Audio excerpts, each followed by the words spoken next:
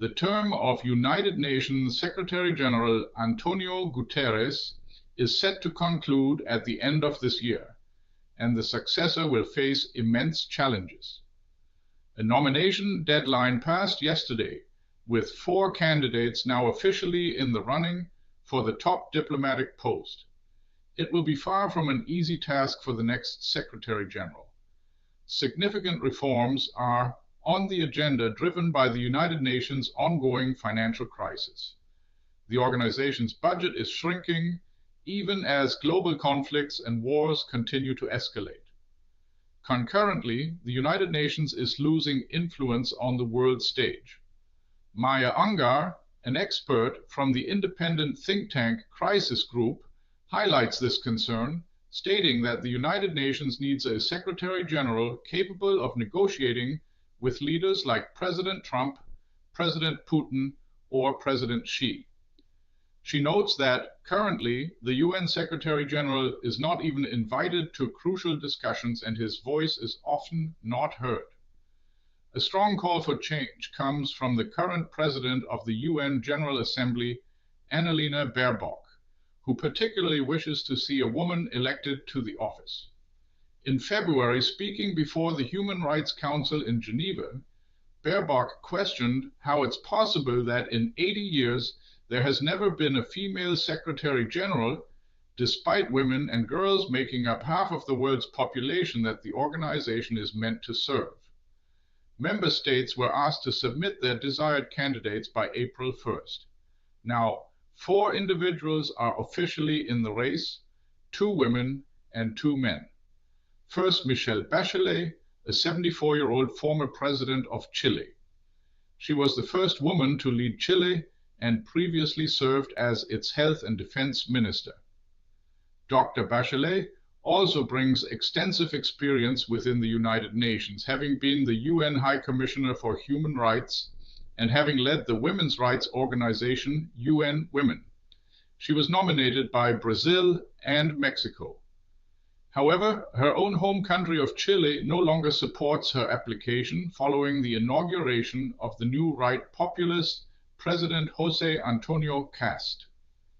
Expert Maya Ungar believes that Michelle Bachelet will face significant hurdles, especially in convincing the Trump administration. The current United States government is notably resistant to what it perceives as the United Nations woke agenda. As a veto-wielding power in the UN Security Council, the United States could easily block her election. Next, Rafael Grossi, the 65-year-old head of the International Atomic Energy Agency, known as IAEA.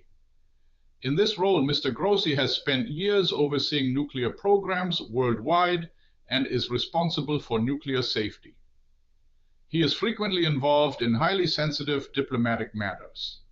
For example, he has been a strong advocate for a new nuclear agreement with Iran and, during the Ukraine war, issued warnings that helped ensure the safety of the Zaporizhzhia nuclear power plant.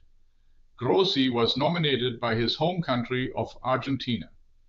Maya Ungar notes that in his current capacity, Mr. Grossi has had to engage, mediate, and maintain constant communication with major global players, including the United States, China, and Russia, while also maintaining a strong media presence. According to Ungar, Rafael Grossi is widely considered a frontrunner.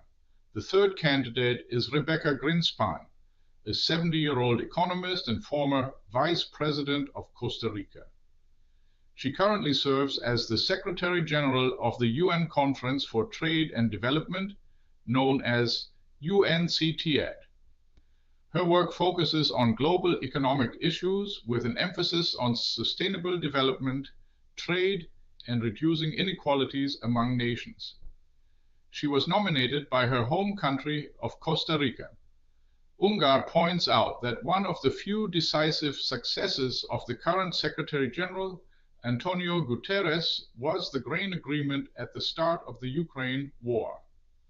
Dr. Greenspan, who played a key role in that effort, received significant recognition for her contributions.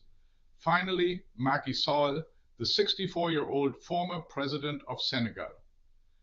During his presidency, he prioritized infrastructure development and ensured relative political stability in his nation. He also chaired the African Union and championed the interests of his continent on the global stage. However, Sall has frequently faced criticism for authoritarian tendencies. He was nominated by Burundi, making him the only non-Latin American candidate. This could be a disadvantage for him, according to UN analyst Ungar.